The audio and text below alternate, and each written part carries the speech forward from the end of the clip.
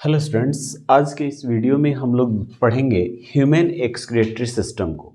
यानी ह्यूमन में जो एक्सक्रीटरी सिस्टम होता है, जो हम ह्यूमन बॉडी से सभी वेस्ट मटेरियल्स को निकाल कर बाहर कर देता है ताकि उसमें सभी प्रोसेस, सभी फंक्शंस प्रॉपर हो सकें, उसमें कोई भी टॉक्सिक सब्सटेंस एक्यूमुलेट ना हो सके, जमा ना हो। इसके लिए हमारे बॉडी में एक सिस्टम होता है जिसको हम लोग कहते हैं जिसे हम लोग कहते हैं एक्सक्रीटरी सिस्टम। ठीक है, अब देखेंगे, ध्यान रखिएगा, हमारे बॉडी में मोस्टली वेस्ट जमा नहीं होता है। प्लांट्स में वेस्ट जमा हो जाता है, प्लांट्स में वेस्ट जमा होता है। प्लांट्स अपने वेस्ट को, कुछ प्लांट्स अपने वेस्ट को अपने बॉडी पार्ट में इकट्ठा भी कर लेते हैं, जिससे कि वह अपने बॉडी में एक्स्ट्रा स्ट्रेंथ गेन करते हैं। पर हमारी बॉडी में कोई भी वेस्ट इकट्ठा नहीं होता। हाँ, ये अलग बात है कि हमारा बॉडी क्या करता है कि कुछ वेस्ट मटेरियल्स को अपने कुछ खास वर्क्स के लिए यूज़ कर लेता है। ये हो सकता है, ये होता है। जैसे कि हमारा जो हेयर होता है, यह भी वेस्ट मटेरियल है, but it is utilised as protective cover for our brain. यह हमारे ब्रेन के प्रोटेक्टिव कवर के रूप में इस्तेमाल होता है, as insulating cover, shock absorbing surface, जो भी कहो। खैर, इसके बाद हम देखेंगे तो हमारे हाथ में जो नाखून दिखता है, जो नेल्स दिखते हैं, ये भी एक वेस्ट मटेरियल है। और ये वेस्ट मटेरियल हमारे फिंगर्स के टिप्स को एक्स्ट्रा एडिशनल सपोर्ट प्रोवाइड करता है, जिससे हम किसी चीज़ पर प्रॉपर ग्रिप बना पाते हैं और प्रॉपर स्ट्रेंथ के साथ उसे पकड़ पाते हैं। अगर नेल्स ना हो तो हम ग्रिप नहीं कर पाएंगे। लेकिन ये वेस्ट मटेरियल होता है और इसलिए यहाँ से वेस्ट मटेरियल लगातार डिस्पोज ऑफ होता है, इसलिए हमारे नाखून बढ़ते हैं। हम एक्स्ट्रा पोजीशन को हटा देते हैं, एक्स्ट्रा जो होगा वो हटा देते हैं। खैर, ये तो अलग बात हुई। बहुत सारे लोग इसका जो है वह श्रृंगार के तौर पे भी यूज़ कर ले, वो एक अलग मैटर है। लेकिन यहाँ पे हम लोग इस वेस्ट मटेरियल को जनरली काट कर क्या करते हैं, हटा देते हैं। चलिए नेक्स्ट देखेंगे। तो हमारे बॉडी में अदर जो भी एक्स्ट्रा वेस्ट मटेरियल्स जनरेट होते हैं, उसे यह सिस्टम क्या करता है, फिल्टर करके हटा देता है। और इसी सिस्टम को हम लोग कहते हैं ह्यूमन एक्सक्रीटरी सिस्टम। चलिए देखिए, ह्यूमन एक्सक्रीटरी सिस्टम में क्या होता है, a pair of kidneys, renal artery, renal vein, ureter, urinary bladder और यूरेथ्रा होता है। ठीक है, जो इस प्रोजेक्शन में आपको दिख रहा है। देखिए, ये जो है वह एओर्टा है और ये जो है वह वेना कावा है ना। ये मेन आर्टरी है और ये मेन वेन है। यही ब्लड को लेकर आते हैं किडनीज तक। ठीक है, तो हमारे एक्सक्रीटरी सिस्टम में एक पेयर ऑफ किडनीज हो गई। इन किडनीज को कनेक्ट करते हैं ब्लड वेसल्स। ठीक है, ये ब्लड वेसल्स में ये जो है वो आपका वेना कावा है और ये जो है वह एओर्टा है। और यह ब्लड को, ये जो है, यह एओर्टा जो है वह ब्लड को हमारे बॉडी पार्ट्स तक लेकर आएगा। एओर्टा है और इसलिए यह ऑक्सीजनेटेड ब्लड को लाएगा with carrying of lots of dissolved waste, यानी डिजॉल्व्ड वेस्ट को लेकर आएगा। यहां से आने के बाद यह अपने अंदर के प्रेजेंट ब्लड को दोनों किडनीज को दे देगा for the process of filtration. ठीक है, यहां पे ब्लड जो आता है यह किडनी क्या करेगा, उससे फिल्टर करेगा और इसीलिए किडनी को हम लोग कहते हैं फिल्टरिंग यूनिट। क्या कहते हैं इसे, फिल्टरिंग यूनिट कहते हैं। देखिए, ये जो किडनी होता है, ये जो किडनी है वह इस मतलब 10 सेंटीमीटर जो है वह लॉन्ग होता है। 10 सेंटीमीटर क्या होगा, लॉन्ग होगा, 10 सेंटीमीटर लॉन्ग। इसकी लंबाई जो होगी वह कितनी होगी, 10 सेंटीमीटर होगी। यानी लंबाई कहने का मतलब है कि यहां से लेके और यहां तक की जो इसकी लेंथ होती है वह 10 सेंटीमीटर होती है। फिर बात करेंगे तो देखिए, इसके जो 10 सेंटीमीटर इसकी लंबाई हो जाएगी और इसमें जो है यह हमारे पास दो किडनीज है ना, तो एक है जो जिसको हम कहेंगे लेफ्ट साइड में प्रेजेंट है तो वो लेफ्ट किडनी कहलाएगा और राइट साइड में प्रेजेंट है तो ये राइट किडनी कहलाएगा। लेफ्ट और राइट किडनीज है। देखिए, और ये दोनों किडनीज प्लेस्ड होती हैं कहां पर, तो हमारे बॉडी में होता है वर्टिब्रल कॉलम। क्या होता है, वर्टिब्रल कॉलम होता है। ठीक है। तो वर्टिब्रल कॉलम जो होता है, इस वर्टिब्रल कॉलम के दोनों साइड में, यानी सेंटर में मानिए कि वर्टिब्रल कॉलम है, तो इस वर्टिब्रल कॉलम के दोनों साइड में किडनीज प्लेस्ड होती हैं। अब वर्टिब्रल कॉलम क्या है, हम लोग उसको जनरली क्या कहते हैं, तो हम लोग उसको जनरली कहते हैं क्या, रीढ़ की हड्डी कहते हैं। इसी रीढ़ की हड्डी के दोनों साइड में ये किडनीज प्लेस्ड होती हैं। किडनी की लंबाई हमने आपको बताई, तो लंबाई कितनी हो गई, लगभग 10 सेंटीमीटर इसकी लंबाई होती है। और अगर इसके विड्थ की बात करें, दोनों किडनीज, ये अगर विड्थ की बात करें, चौड़ाई की बात करें, तो ये लगभग 5 सेंटीमीटर के आसपास, 5 to 6 सेंटीमीटर इसकी है ना, 5 to 6 सेंटीमीटर लेंथ हो गया, 10 सेंटीमीटर। और अगर ब्रेथ की बात करें, है ना, तो इसके विड्थ जो होती है वह 6 सेंटीमीटर होती है। विड्थ यहां जो है इसकी चौड़ाई, विड्थ कितनी होगी, 6 सेंटीमीटर होती है।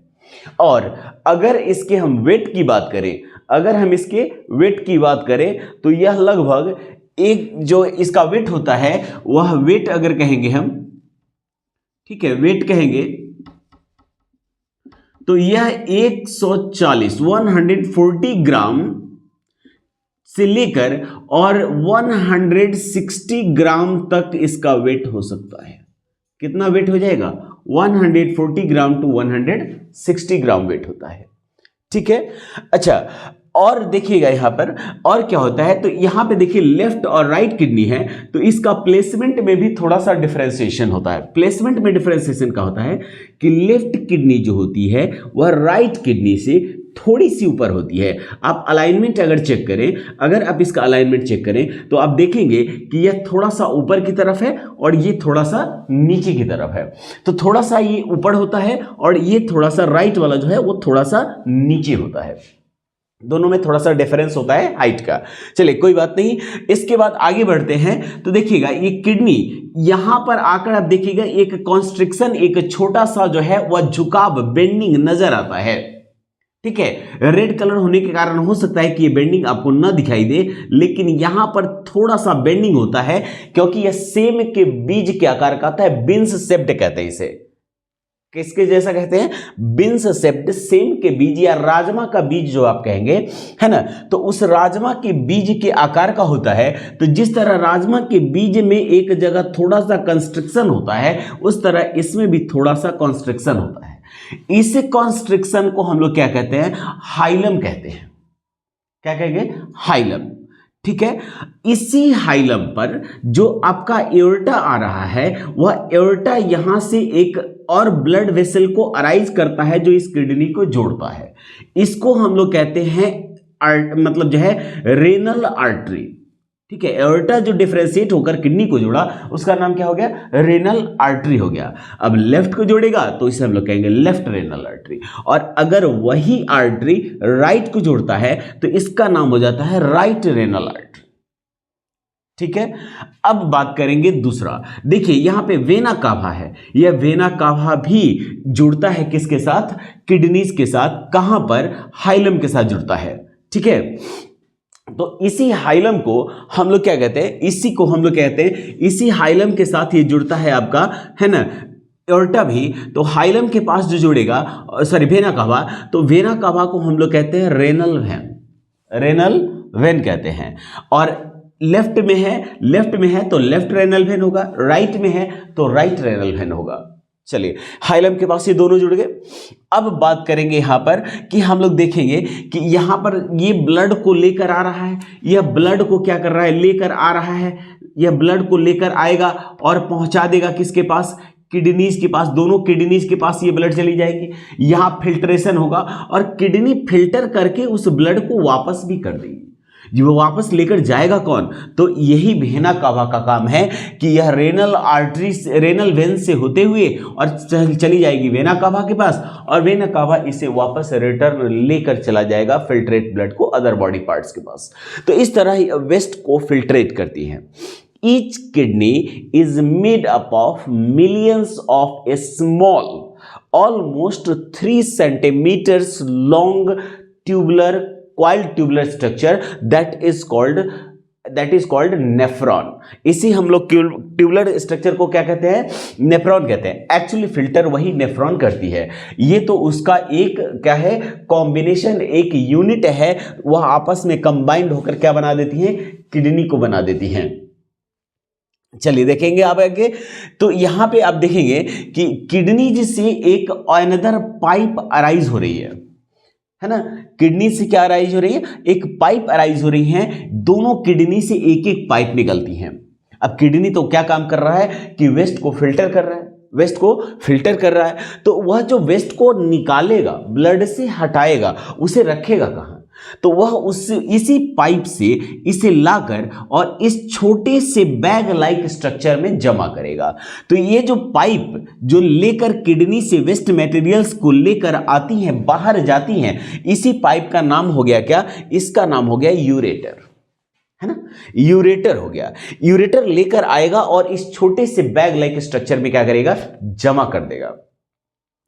अब देखिए ये जो है बहुत स्लो फिल्टर करती हैं, इसको फिल्टर करने में टाइम लगता है, ठीक है, वह स्लो फिल्टर करेंगे। मतलब स्लो फिल्टर करने का मतलब ये कह रहे हैं कि स्लो फिल्टर का मतलब ये हो गया कि यह बहुत कम अमाउंट ऑफ वेस्ट को एक लॉन्गर ड्यूरेशन टाइम लेती हैं, तो इसलिए वह धीरे धीरे वेस्ट मटेरियल्स को यहां से निकालेंगे।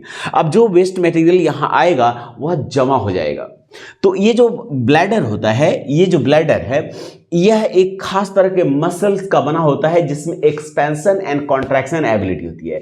जैसे जैसे इसमें यूरिन बढ़ता जाएगा, ये ब्लैडर अपने साइज को बड़ा करता जाता है, ठीक है, बड़ा करता जाएगा। जब ये ब्लैडर की कैपेसिटी कितनी होती है, इस ब्लैडर की जो कैपेसिटी होती है, याद रखिएगा, इस ब्लैडर की कैपेसिटी कितनी होती है, तो यह लगभग 400 ml, कितना, लगभग 400 ml तक यूरिन को, 400 ml से लेकर और लगभग हम यह मान लेते हैं कि यह 500 ml तक यूरिन को, है ना, क्या कर सकता है कि अपने अंदर जमा करके रख सकता है। अब देखिए ध्यान रखिएगा, कभी कभी यह दिमाग में आएगा कि सर अगर ब्लडर फुल हो जाए तो क्या ये यूरिन रिटर्न किडनी के पास चली जाएगी, क्या ये रिटर्न जा सकती है, क्या इससे हो सकता है ना, दिमाग में उठता है कि भाई पाइप लेके आ रही है तो पाइप लेके जा भी सकती है, नहीं, तो देखिए ये ऐसा होता नहीं है। यहां पर क्या होता है कि इसके पास जो है, यहां पे आने के बाद एक खास तरह का वाल्व लगा होता है, ये ला तो सकता है लेकिन इस रास्ते से वापस यूरिन किडनी तक जा नहीं सकता है, क्योंकि ये वाल्व चौक हो जाएगी, लाएगी, जमा कर देगी, लेकिन वापस ले जाने के समय चौक हो जाएगी, ताकि ये वापस रिटर्न ना हो सके। देखिए ये जो आपका ये सिस्टम है, ये कहां पे होता है, तो ये होता है पबिक रीजन में। कहां पर होगा, पबिक रीजन में होता है, यानी कि जो हमारा वेस्ट वाला पार्ट होता है, वेस्ट वाला हिस्सा होता है, कमर वाला हिस्सा होता है, उसी बोन के अंदर, उसी रीजन को हम लोग कहते हैं पबिक रीजन, यहीं पर होता है आपका यूरिनरी ब्लैडर। ये जब जमा हो जाएगा, फुल हो जाएगा, तो इसमें जो है वह expansion and contraction process initiate होगा, जो हमारे ब्रेन को इन्फॉर्म करता है, सूचना दे देता है ना, इंफॉर्मेशन दे देता है कि भाई अब हमारा जो कैपेसिटी है वो फुल हो चुका है, and you have to release, you have to thrown out the particular type of waste that is collected in the particular bag. तो ये क्या करेगा, आपको इंडिकेट करेगा, इंडिकेट करेगा तो क्या होगा, यहां पे है आपका यूरेथ्रा, एक पतला सा स्ट्रक्चर देख रहे हैं, इसी को हम लोग क्या कहते हैं, यूरेथ्रा कहते हैं। यूरेथ्रा के इस प्रोजेक्शन में एक जो है वह मस्कुलर उभार होता है, यह एक खास तरह के मसल का बना हुआ होता है, जिसे हम लोग कहते हैं स्फिंक्टर मसल। देखिए ये सारा जो वर्क होता है, यहां तक जितना वर्क होता है, सब ऑटोनोमिक होता है, इसमें हमारा ब्रेन कहीं भी इन्वॉल्व नहीं होता, ये सब ऑटोमेटिक है, एक सिस्टम बना हुआ है, इस सिस्टम में ये वर्क कर रहे हैं, नहीं, है ना। आप अक्सर देखते होंगे बड़े बड़े संस्थाओं में सबका काम बांट दिया गया, भाई आपको ये काम करना, आपको वो काम करना, आपको वो काम करना, सबका काम फिक्स है, सब अपने अपने काम को करते हैं। तो एक सिस्टम जनरेट कर देता है जिसमें सारे काम करते हैं, लेकिन ये सिस्टम से काम नहीं करता, it is totally working according to our brain. जब तक ब्रेन इसको ऑर्डर नहीं करता तब तक ये इस ओपनिंग को ओपन नहीं करेगा। फिर मन में सवाल आता है कि सर अगर मान लिया जाए कि ब्रेन इसको ऑर्डर ना दे, इवन कि इस पर प्रेशर मैक्सिमाइज हो जाए और फिर भी ब्रेन इसको ऑर्डर ना दे ओपन होने का, तो क्या होगा, तो ऐसे कंडीशन में कभी कभी होता है कि ये ब्लैडर ब्लास्ट हो जाती है, और सारा का सारा जो वेस्ट मटेरियल यूरिन है वो पूरे आपके इस एब्डोमिनल कैविटी में फ्लो हो जाएगा, एब्डोमिनल कैविटी में चारों तरफ स्प्रेड हो जाएगा, क्योंकि ये सारा सिस्टम एब्डोमिनल कैविटी में, तो ये एब्डोमिनल कैविटी में चारों तरफ स्प्रेड हो जाएगा और ये बना देगा हमारे बॉडी में पॉइजन, और इससे उसके हो सकती है पर्सन की डेथ। इसलिए यूरिनेशन को डेफिनेटली एक डेफिनेट पीरियड में जो है वह करते रहना चाहिए अगर फीलिंग होती है तो, क्योंकि इसका केवल इफेक्ट ऐसा होगा ये जरूरी नहीं है। अगर प्रॉपर यूरिनेशन ना हो तो इसका इफेक्ट इन किडनीज पर भी पड़ेगा, क्योंकि यहां प्रेशर पड़ेगा, ये ब्लॉक हो जाएंगे, यूरेटर्स ब्लॉक होंगे, यूरेटर्स ब्लॉक होंगे, यहां से यूरिन पास नहीं होगा, यहां से यूरिन पास नहीं होगा तो इस पर प्रेशर पड़ेगा, और इस पर प्रेशर पड़ेगा तो इसके वर्किंग कैपेसिटी पर इफेक्ट होगा। तो देखिए यहां पे आपका ब्लैडर, स्फिंक्टर मसल जो है वह हमारे ब्रेन के अकॉर्डिंग, हमारा ब्रेन ऑर्डर देता है, स्फिंक्टर मसल्स ओपन होते हैं और वह एक नैरो ओपनिंग जिसे हम लोग कहते हैं यूरेथ्रा, यूरेथ्रा से हमारे यूरेथ्रल ऑरिफिस के थ्रू, है ना, यूरेथ्रल ओपनिंग कहते हैं इसे, ऑरिफिस मतलब होता है यूरेथ्रल ओपनिंग, तो यूरेथ्रल ओपनिंग ऑरिफिस के थ्रू हमारे बॉडी से बाहर निकल जाता है। तो इस तरह से आपका जो है वह ये सारा सिस्टम वर्क करता है। इसमें किडनी बड़ा महत्वपूर्ण है, याद रखिएगा। किडनी इंपॉर्टेंट इसलिए कि ब्लड में आए हुए सभी तरह के वेस्ट मटेरियल्स को ही वे फिल्टरेट नहीं करता, ये जरूरी नहीं वेस्ट को, हमारे बॉडी में जो भी चीजें एक्स्ट्रा हो जाए, एक्स्ट्रा अगर न्यूट्रिएंट्स हो जाता है, एक्स्ट्रा अगर शुगर हो जाता है, एक्स्ट्रा अगर विटामिन हो जाते हैं, एक्स्ट्रा अगर मिनरल्स हो जाते हैं, तो वह भी उसे फिल्टरेट करके बाहर निकाल देगा।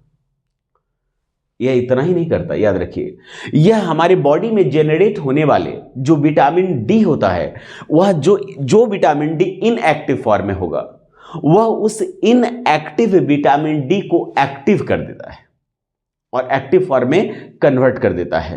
हमारे बॉडी में यह ऑस्मो रेगुलेशन प्रोसेस को इनिशिएट करता है, या कुछ एंजाइम्स भी हमारे बॉडी में क्रिएट करता है, लेकिन इतना डिटेल आपको नहीं पढ़ना है, बस इतना जानना है कि इसमें कौन सा पार्ट क्या फंक्शन परफॉर्म करता है। मुझे लगता है कि इसमें जितने भी पार्ट्स हमने आपको बताए हैं समझ में आ गया होगा। ठीक है स्टूडेंट्स, तो अगली वीडियो में हम लोग इस पर डिस्कस करेंगे इसके फिल्टरिंग यूनिट के बारे में, कैसा होता है और कैसे वह फंक्शन करता है। Okay, thank you.